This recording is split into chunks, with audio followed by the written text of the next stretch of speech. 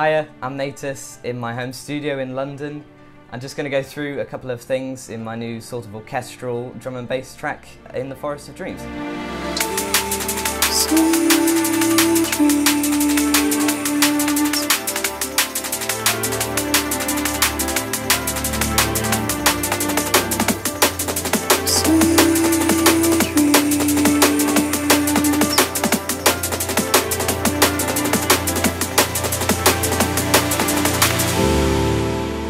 So one of the things that I got asked quite a few questions about from my friends was how that I do strings, particularly in this section before the chorus, which sounds a bit like this.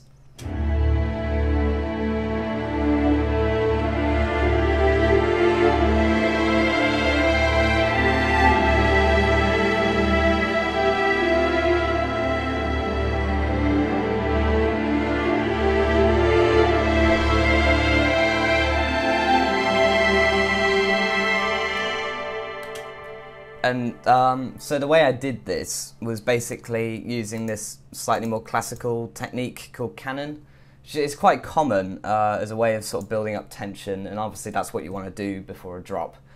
And so the way canon works is you have a melody that you write and it repeats itself in lots of different instruments so that it sort of evolves into this big massive sound basically.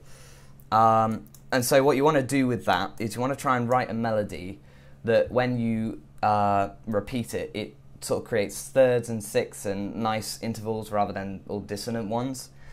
So you can see in my one that I started off in the cellos like this.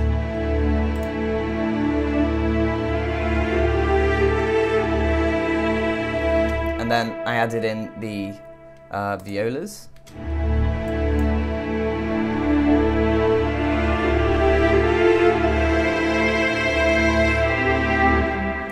And then the violins, put that up the octave because they can't play that low.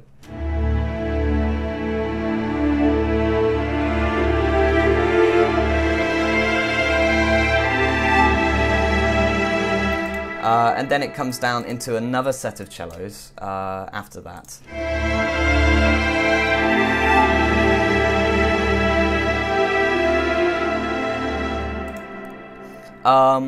But it didn't sound sort of big enough on its own, so I added in this extra big chord basically that's just static underneath that.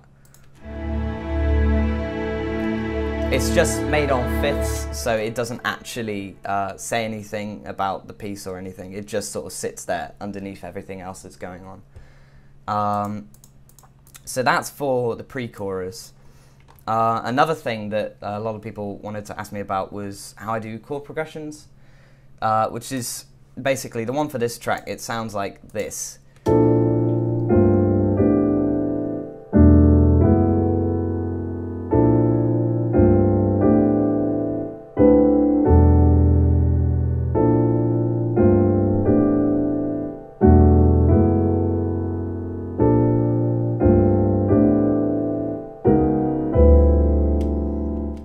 So there's two ways I'd probably usually go about doing this, and it's basically, the first way is a way called Counterpoint, which is just a very fancy way of saying having more than one melody going on at a time, and so you can make those work together so that they create nice intervals like thirds and sixths rather than dissonant ones, and so the method that you use for that is basically this thing called voice leading, which is where you have say if you had these chords,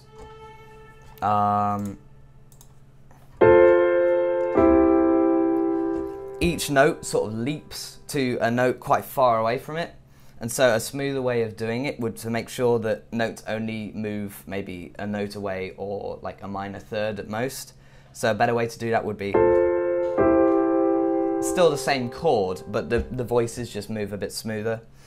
So that's one way, and the other way that I might do it is basically the exact opposite of that. It's basically you find a chord that you like, So say, for instance, in this track it was that sort of minor 11. It's quite jazzy voicing. I really like it. And then you just basically put it everywhere. So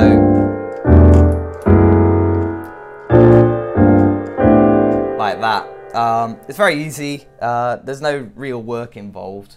You just have to come up with a nice chord in the first place, and then, yeah, you just put it everywhere pretty much. You just do that to your heart's content.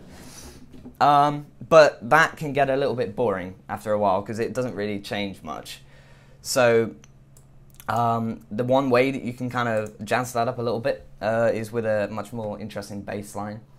This one I particularly want to talk about because I hear a lot of people just writing drum and bass tracks, not really doing much with the bass, just putting it as a bottom note, so it's sort of there. Unless they're doing some sort of funky neurofunk sound design or whatever, then that works better.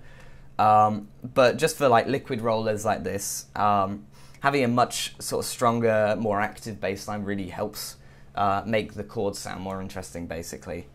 So the bass line in this track, it sort of starts off like this.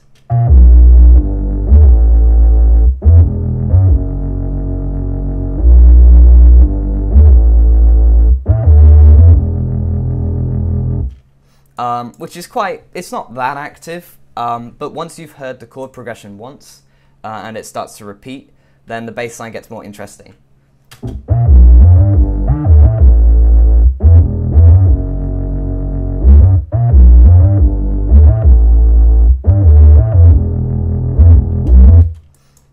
And so one of the ways you can do this is very simple, is you just basically take the notes of the chord and you create another melody in the bass line with them. So say for these chords, I could use usually the fifth of the chords as like a way of getting up an octave. It sounds quite nice over the other thing. It doesn't disrupt the chords so much.